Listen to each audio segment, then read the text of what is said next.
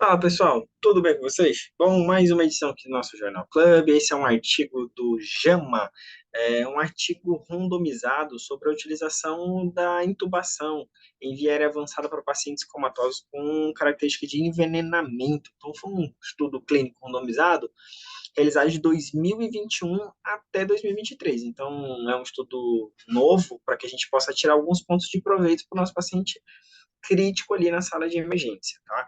Eu acabei fazendo a tradução para ficar melhor o entendimento. Esse artigo vai ficar justamente com esses pontos que eu acabei grifando na plataforma para que vocês tenham acesso dele também em inglês e na íntegra aqui, tá bom? Então já foi lido o tema aqui do nosso trabalho e a importância desse artigo, né? Até pelos descritores, eu vou até marcar aqui, ó, se você observar quem foi que construiu o trabalho, a gente vê que são tudo, além de alguns PhD, tem aí a concorrência da grande equipe médica e na construção do trabalho, tá? Então, é bem interessante falar. Outra ponto aqui que a gente tem é a importância desse trabalho, né, da intubação traqueal para a recomendação desse paciente em coma e com lesão cerebral grave. Então, quando a gente pensa aí, a gente já leva logo em consideração ali a escala de coma, que eles acabam colocando até lá na parte que a gente vai chegar lá, que fala um pouquinho sobre a escala de coma de Glasgow, tá? Então, em pacientes que têm a diminuição do nível de consciência por intoxicação aguda. Porém, tá, pessoal, é interessante falar que no decorrer do trabalho ele aponta alguns critérios de inclusão e exclusão que não são para todos os pacientes vítimas de intoxicação, tá? Então, é exatamente, eu acho que esse é o nosso raciocínio. Aumentar o nosso arsenal de informação para diversos tipos de pacientes e até mesmo, né, na fase final de tudo, a gente decidir em não entubar o paciente. Eu acho que se pensar em não fazer viária avançada é um critério de julgamento. Então, quando a gente pega todos esses fatores, acaba a gente já julgando a necessidade de intubar ou não o paciente, tá? Então, o objetivo maior é suspender essa intubação versus a prática de rotina que nós na emergência tem, que é em cima da escala de coma de Glasgow, tá? Para todos os pacientes, intoxicação aguda ou não, tá? Então, o projeto, como eu disse para vocês, foi feito na França, um estudo multissistêmico, né? Que é onde eu tenho aqui 20 departamentos de emergência e uma unidade de terapia intensiva. Né? Acredito que essa unidade deve ter sido uma unidade de retaguarda ou de referência para um dos principais hospitais onde foi feito aí o encaminhamento dos pacientes, tá?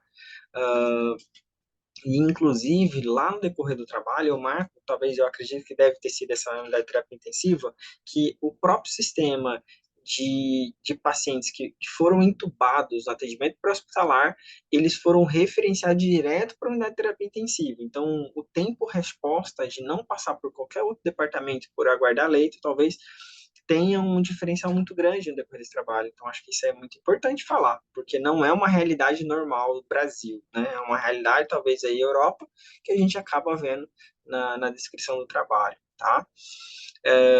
Foi avaliado pacientes com escala de coma de Glasgow inferior a 9, né? Então, são pacientes que no critério de escala de coma, talvez não teriam proteção de sua via aérea, tá? Todos os pacientes eu vou entubar? Não, eu vou investir nos pacientes até que eu chegue a esse julgamento, né? A gente sabe e fala, todo paciente Glasgow 9 tem que entubar? Não necessariamente, tá? Até porque a escala de coma, ela foi construída para pacientes que têm um traumatismo craniano, e não um aspecto geral, né, de todas as patologias, de toda a condição clínica de doente. Na verdade, a gente adapta porque ela abrange bem legal e fica muito bacana para a gente decidir o nosso processo de intubação, né? Então, vamos lá. Os principais resultados foi o desfecho primário e secundário, né? A gente vai avaliar aqui o concurso de morte hospitalar e também o tempo de internação de UTI e também de enfermaria, tá? Ver também aqui parte dos resultados dos eventos adversos dentro do processo todo, bem como um detalhe aqui que eu acho muito legal, bem como pneumonia em 48 horas, tá?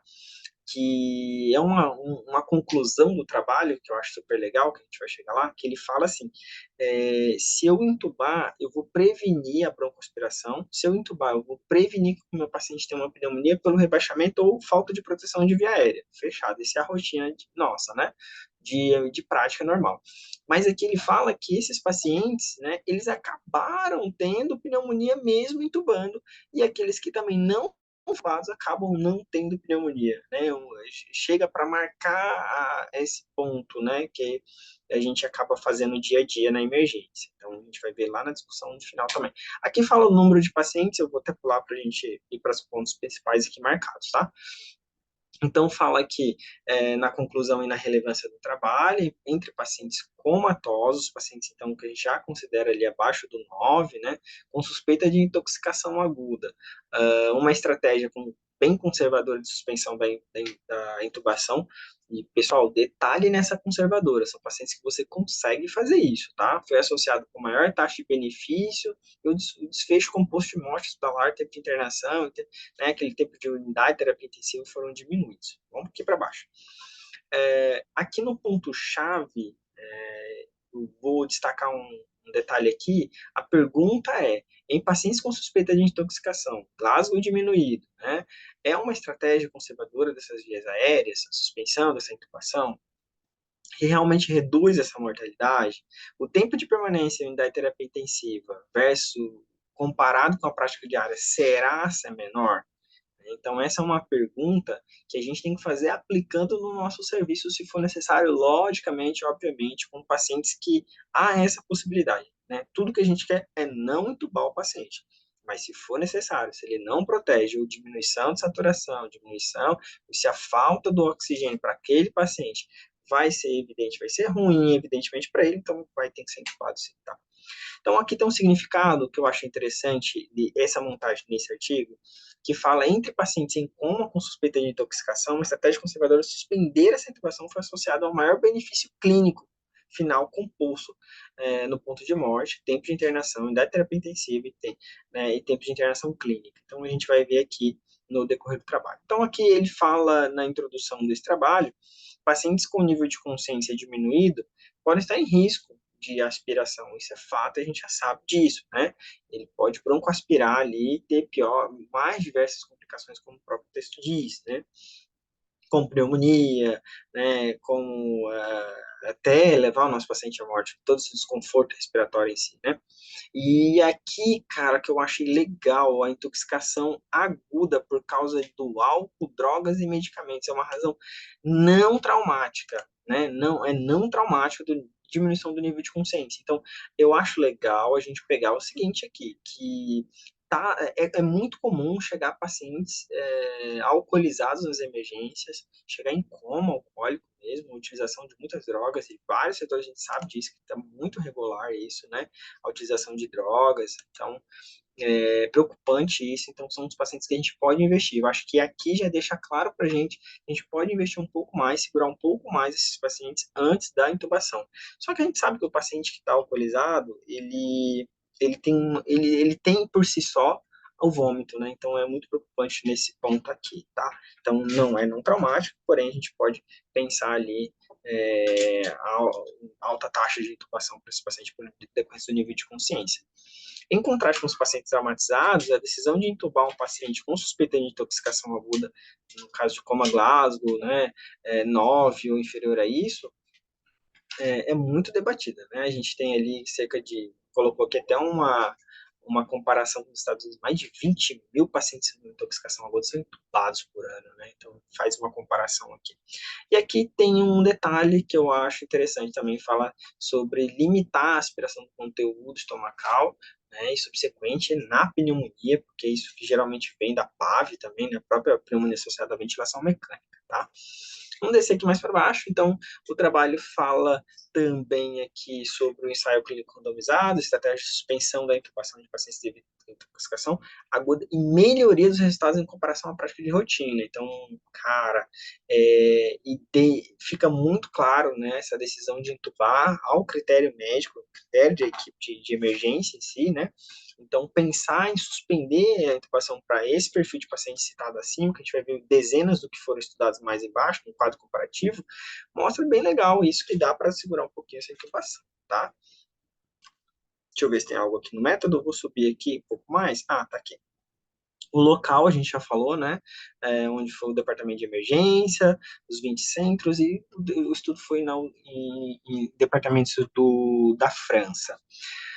Aqui também a gente fala sobre um pouquinho a idade desses pacientes que foram acima de 18 anos, então a gente já não vai pensar naqueles pacientes abaixo de 18 anos, tá?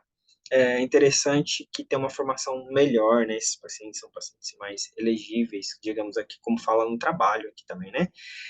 Pacientes que foram excluídos, tá? Não vamos pensar nas pacientes grávidas, nas gestantes que foram excluídas, pacientes que estivessem encarcerados ou detidos, pacientes presos, né? Ou tivessem necessidade imediata de intubação traqueal. Olha que legal. Então a gente tem que pensar o seguinte, cara, esses pacientes eles não tiveram essa necessidade, né? Agora, qual foram os sinais alinhados por esse estudo, né? Foram aqui o desconforto respiratório, suspeita clínica de qualquer lesão cerebral, tipo de convulsão ou choque. Então, são pacientes que mostram para a gente que claramente não precisavam, talvez, de uma viária avançada. Então, aqui ele já dá um sinal. Então, se você tiver um paciente aí nessa linha de pensamento, que tem uma lesão cerebral, convulsão, choque grave e tal, é importante que dá para dar uma segurada, né, nessa intubação. Outra coisa também que foi apontada aqui, pacientes que utilizaram medicamentos como cardiotrópicos, beta-bloqueadores, inibidores de canal de cálcio, enzimas conversoras da angiotensina, né? Então também foram tirados, foram colocados como exclusão, beleza? Então vamos descer mais um pouquinho aqui, que eu achei esse estudo muito legal para a gente repensar nas nossas intervenções ali na emergência, tá? Então, outro detalhe aqui também foi que foi colocado aqui como um critério, né? Um dos nossos critérios aqui todos foram aqui, incluído convulsões de desconforto respiratório, definido como saturação periférica de oxigênio pelo pulso de oximetria inferior a 90. Então, pacientes que mesmo foi colocado a cânula nasal ou um catéter nasal, a cânula de oxigênio nasal, acredita aqui nessa descrição que seja aquela cânula que entra só pelo nariz, como se fosse uma guedel, porém ela recebe ajuda no auxílio de oxigênio entrada pela fonte nasal, tá? Então, pacientes aqui que persistiram com isso, né, pressão arterial sistólica diminuída abaixo de 90, é um paciente que está em choque, e que mesmo após 1 litro de reanimação de cristalóide, né, então já recebeu uma grande quantidade de volume, está recebendo oxigênio, pressão ainda continua baixa, em choque, o paciente foi feito todo o tratamento de choque dele, e aí teve a decisão de o critério médico de ser entubado, né, então é um paciente interessante. Outra coisa é que após 4 horas esses pacientes não teve uma melhora e precisou ser entubado do mesmo jeito, então faz parte do grupo controle ali, do grupo de intervenção, tá? Não controle. Aqui mostra o que foi, falando do grupo de intervenção, que eles tiveram que intervir, mostra qual foram as drogas utilizadas para essa intervenção. Eles utilizaram aqui, tem até uma descrição aqui do que eles, em base de literatura deles, né, que deve ser um protocolo lá, a intervenção do que foi utilizado, que é da sequência rápida de intubação, utilizando etomidato ou cetamina. Haja visto que eles trabalharam ali com pressão nivelada a 90, né? Então interessante é realmente fazer uma pressão um pouco mais alta, por isso que estão pedindo a ketamina, né? Então, etomidato ou ketamina, porque são pacientes estáveis, então etomidato e ketamina são ou para subir um pouco mais de 90, ou o paciente tem que estar estável. Por isso que não é indicado no paciente de choque, né? Como a gente estava falando. Foi utilizado bloqueador neuromuscular, succinilcolina e rancurônio, né, para melhorar uma saturação periférica igual a 100% por 2 minutos. É interessante falar que talvez o protocolo deles mude um pouquinho, ou o entendimento aqui ele acaba abrindo, tá? Porque o protocolo americano, brasileiro e europeu é um pouquinho diferente na quantidade de minuto, tá? Por pré-oxigenação. Então, aqui, o que a gente consegue entender? Que foi feita uma pré-oxigenação e manter a saturação de oxigênio entre 100% por 2 minutos. Então, eu só vou praticar o processo a partir do momento que ele está com 100%. Né? Então, o tempo que eu vou permanecer pré-oxigenando não está descrito aqui. Né? E, normalmente, esse tempo de pré-oxigenação é de 3 a 5 minutos. Aqui, eles determinam 100% por 2 minutos. Então, a gente consegue avaliar que esse paciente não tem nenhum problema que atrapalhe a troca da oxigenação entre a viária superior e até a parte periférica que faz o encaminhamento ali, a troca do oxigênio até nas partes periféricas ali pelas arteríolas, né? Parte periférica de onde está sendo saturado ali o oxigênio, né? Então, Então, acho que esse é o entendimento aqui. Em pacientes com hipóxia foi permitida a ventilação não invasiva, no caso ali a gente foi feito VNI para esse paciente, né? A escolha de laringoscopia direta por vídeo não foi computado aqui também, não foi marcada a utilização de buge em alguns casos, tá? E também de estilete, então ficou a critério do médico, então, mas também não foi colocado, tá? Aqui na descrição do trabalho. Deixei aqui também outros detalhes marcados, que eu acho interessante que vocês possam ler esse trabalho com bem tranquilidade para que possam entender melhor, tá? Esses pacientes receberam ventilação mecânica até alta hospitalar, eu acho que isso aqui vai ficar com uma leitura bem legal para vocês. E também aqui tem um evento adverso decorrente dessa intubação, eu acho que isso a gente tem que tirar para nós, né, no dia a dia, sobre saturação de 90%, né, no processo de como efeito adverso na perintubação, saturação inferior a 90, traumas dentários, pacientes que vomitaram, parada cardíaca, pressão inferior a 65%, cara, significa que esse paciente complicou muito. 65 é uma pressão baixíssima para quem está pensando ali uma pressão sistólica muito baixa, um risco de parada cardíaca muito grande, então não dá para pensar nessa pressão aí, tá bom? Aqui também o critério de intubação, escala de dificuldade de intubação, o IDS, é igual a 5 ou maior, tá? Então é legal falar isso aqui também. Aqui a gente tem outra parte dos efeitos adversos, então vou deixar aqui que fala um detalhe que eu acho super interessante, que a gente fala, pessoal, se preparem para a intubação, resguardem o material, separa o material direitinho, não deixa faltar nada, porque fala um detalhe que é interessante. Você não conseguiu intubar, na falha da primeira intubação, na segunda há um risco aumentado de efeito adverso. Olha que legal, né? Então, cuidado para não deixar acontecer esses riscos, como foram descritos aí em cima, de parada, de vômito, para uma segunda oportunidade. Então, se vai entubar, não erre, tenta ser o mais objetivo, com o maior número de equipamentos possível para que você possa ser assertivo na sua intubação, tá? Vamos subir aqui do outro lado, ver se tem alguma coisa a mais. Não, vou descer.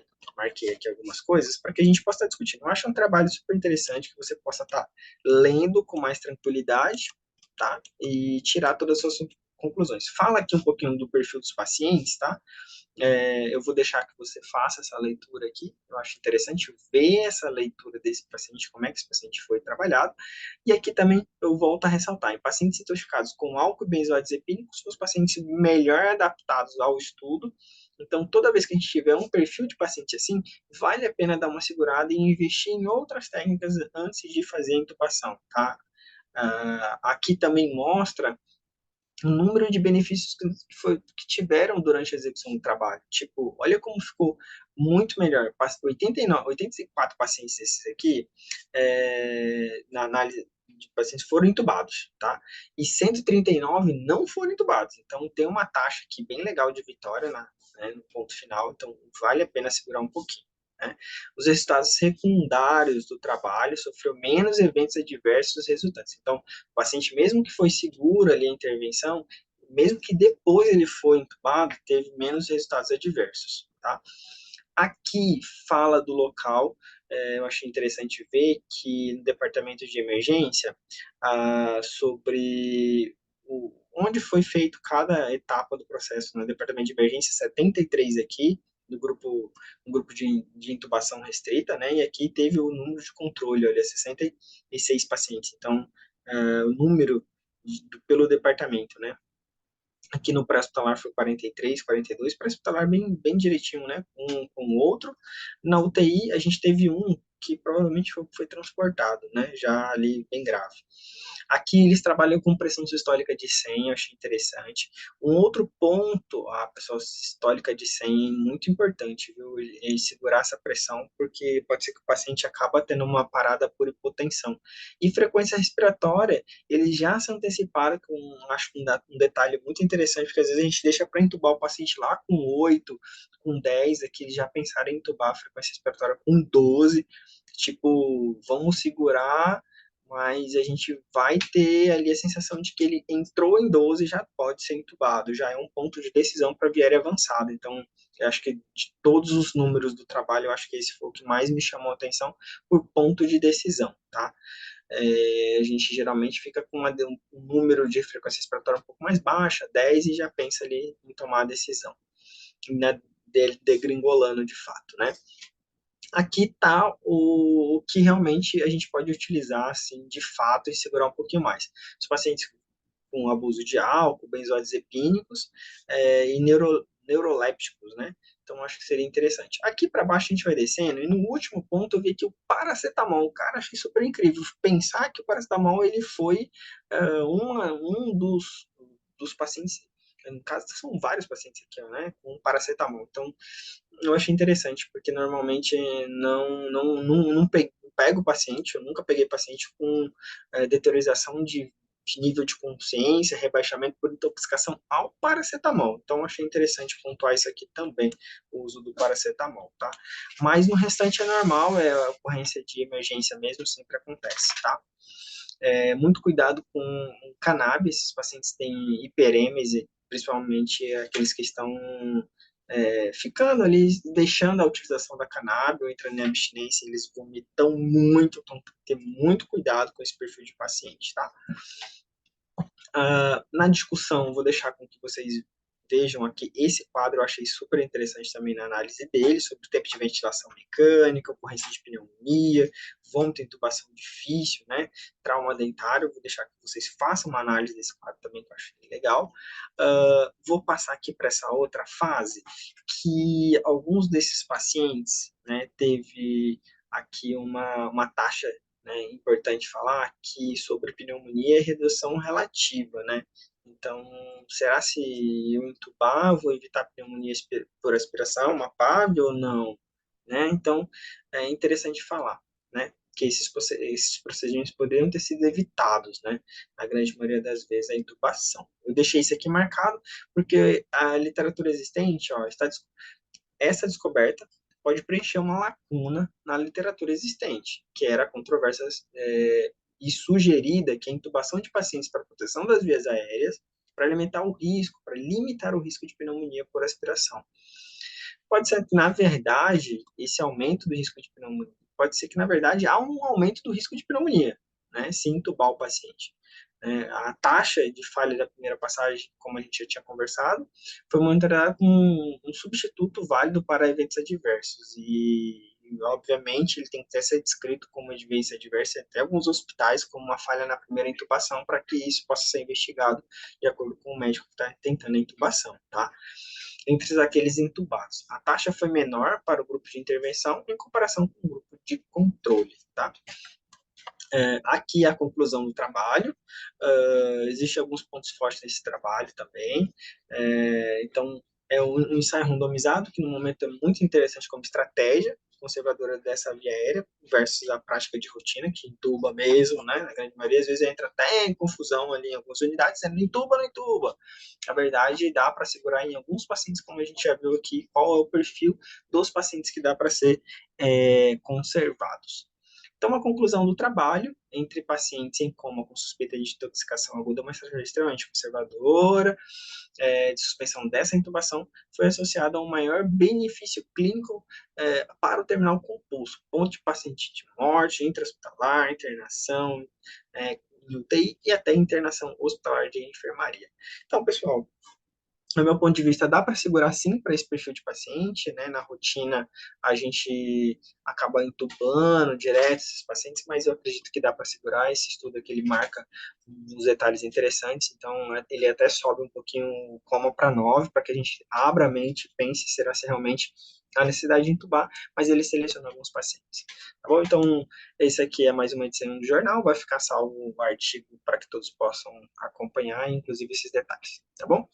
Uh, então é isso, pessoal. Um grande abraço. Qualquer dúvida, pode deixar aqui na anotação e no chat, que a gente vai estar respondendo assim na medida do possível. Tá bom? Um grande abraço, até mais. Tchau, tchau.